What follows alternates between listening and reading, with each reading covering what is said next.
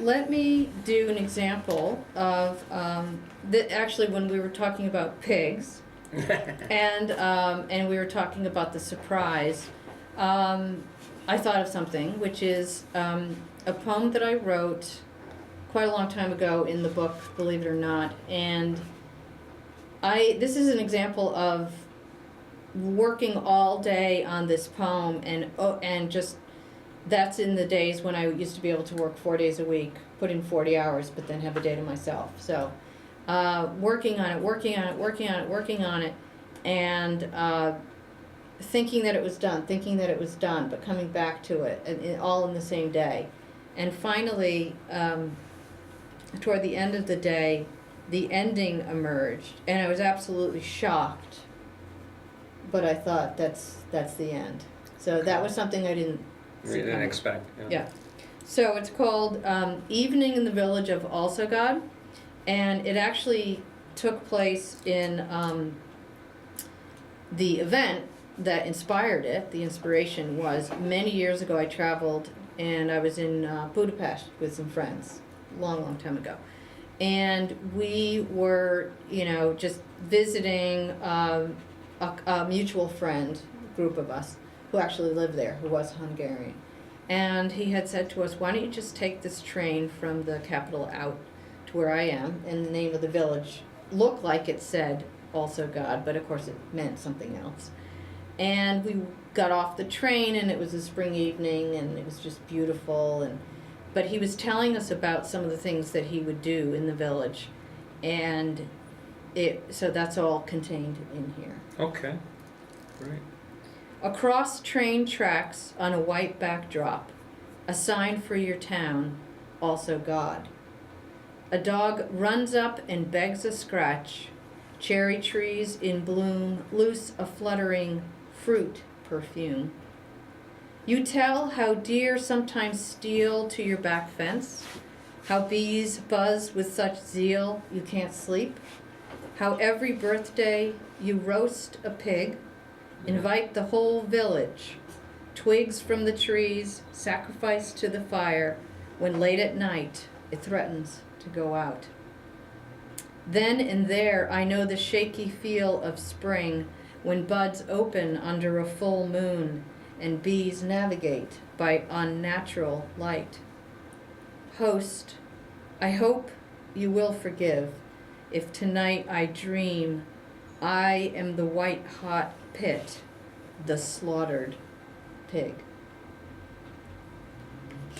So that was, that came out of somewhere rather strange, but I was happy with it Yeah, all right. when I Yeah. finally got that.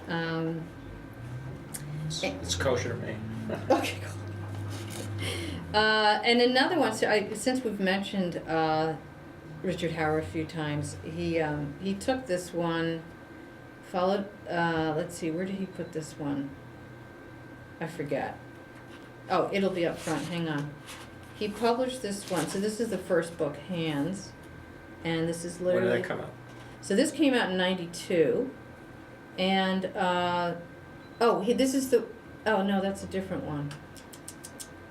Well, I'm pretty sure it seems to me he published this one, and I know he did, but I just can't remember where he published it. He published two. Mm-hmm. He published a poem called The Bones of Potter's Field in the New Republic, Okay. which was actually the very first poem, which was so shocking, that anything would be accepted and that it would get in there, but it was because he was an editor there. Okay. And I must have liked it too. I hopefully, yeah. And then later on, he published this one, and I can't for the life of me remember where it appeared. But I will read it. It's called Followed by Children Who Threw Stones, and it was about Cezanne.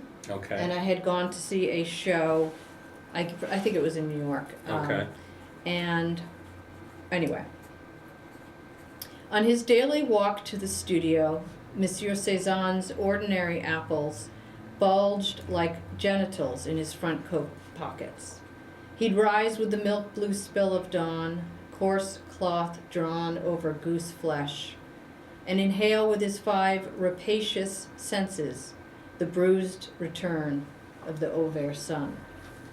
Children returning from their chores pelted his form with fruit and stones in hopes of some obscene and sparkling oath. The furious thrill of his shaking fist or hand, oversized and lobster bronze, raised to protect his hairless dome.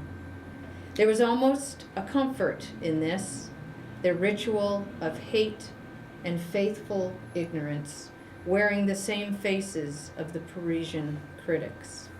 In one letter he wrote, "I am still learning." Only his wife and the local gardener would consent to sit for him. Other things had no choice. Wine bottles, borrowed blankets, lemons, and conches. Today I walk through one pocket of the city I live in, hoping to love or believe the things I find. Crowds surge and bellow in a dozen languages. One man instructs at the top of his lungs the reasons why Jesus had to die for us. I am thirsty to distraction, and so, standing before the open bins, reach for the hard-heartedness of apples like his. And I remember that this is probably one of the ones that he had me rewrite a couple of times. How often do you revise? Do you do a lot of revision? Yeah, I mean, typically when I get something written, it can be revised, any number of times. You mean from the first draft? Yeah. Oh my God, many times. Yeah. Yeah. Okay. Many times. Revision. Revision. 4 minutes. Okay, 4 minutes. All right. So why don't I? By the way, you may want to introduce your daughter. I was going to say, since Lila is here, Maybe she wants to read a poem. Actually, I was going to read one about her. So this is Lila, my daughter, and when she was little, look, Lila, now you're on TV. I wrote several poems about her, and let's see, why don't I read this one? This is when she was very little and used to play with magnet letters long before she could speak, really. Really? And it's called My Daughter Pulls a Cart of Magnet Letters. I gamely follow as she bangs the cart on the legs of the kitchen table, scrapes the wall, then hauls to a halt before the refrigerator's white metal. Out come the letters E and R and too many Y's. How will she tame the consonants with vowels when her words are so few and so new? Light and animal and purple, I don't know, and shoe and please. She pushes the letters toward the shape of a word, wrangles an M upside down, balances a T on its side. I am a novel to her poetry, as I stoop to retrieve letters into a homely word. Neurotic, probably, the way I want the known to emerge, when she is more content to imply, submerge, wheel a message in her barrow until my brow finally furrows with understanding. Poor daughter, who must spell her word-bound mother with a Merlin touch. Teach me, again, how little says so much. Well, that's great to have a mother as a poet, don't you think? Yeah. You write poetry too? Yeah, sometimes. Good. Yeah, she actually just posted something on my Facebook page, a little poem she wrote. Do you remember what it was? About, anyway, she is in 6th grade wrapping it up, so they're doing a lot of writing now, doing a lot of poetry. Oh, wonderful. So, anyway. That's great. That's great. Like, Yeah. I was going to say like father, like mother, like son. Like mother, like daughter. Right, There you go. Yeah. It's all in the family. It's all in the family, right.